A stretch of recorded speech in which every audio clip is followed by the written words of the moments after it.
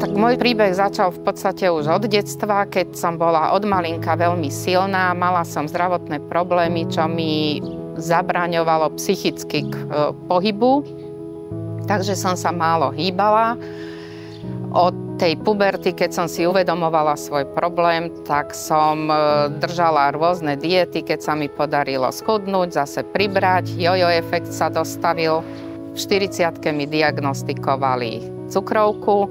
V 50-ke som dostala aj inzulín sa zvyšoval, lieky sa zvyšovali. Takže potom som už začala teda niečo s tým problémom robiť. Mala som už vysoké dávky inzulínu. A sme sa s manželom dostali k pani doktorke Návratovej, ktorá nás teda hodne nasmerovala. Začali sme držať s manželom obidvaja dietu. Dostala som sa na liečenie na základe odporúčania lekára do Ľubochne, čo je vlastne v podstate liečebňa pre cukrovkárov, pre diabetikov. A tam som sa dozvedela o rastlinnej diete, kde vlastne záleží na chemických reakciách rôznych potravín. Strava mi veľmi vyhovovala, lebo to bolo odľahčenie, v podstate bol to omnoho zdravší životný štýl. No a tým, že som mala lekára, ktorý spolupracoval s firmou, ktorá mi odporúčala tie jedálničky, tak cez program Dôvera pomáha diabetikom som mala tieto jedálničky preplácané vždycky na 2 týždne. Držím sa, v podstate som od skončenia diety, čo je skoro rok, pribrala asi len 2 kilá.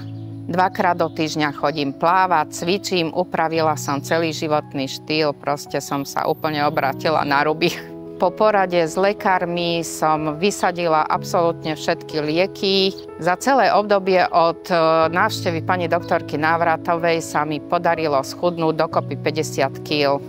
Dovolila by som si apelovať hlavne na rodičov, aby detičky od malinka viedli k zdravšiemu životnému štýlu, menej sacharidov, menej cukrov, viacej zeleniny, viacej pohybu, pretože to telo si to pamätá a na starosť sa to všetko teda objaví.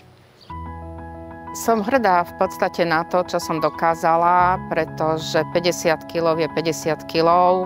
Zdravie máme len jedno, treba si to uvedomiť. Ja som si to uvedomila teda až v neskoršom veku, ale som vďačná, že aspoň vtedy som pohyblivejšia, zdravšia, a aj myseľ je úplne iná, keď človek je spokojný sám so sebou.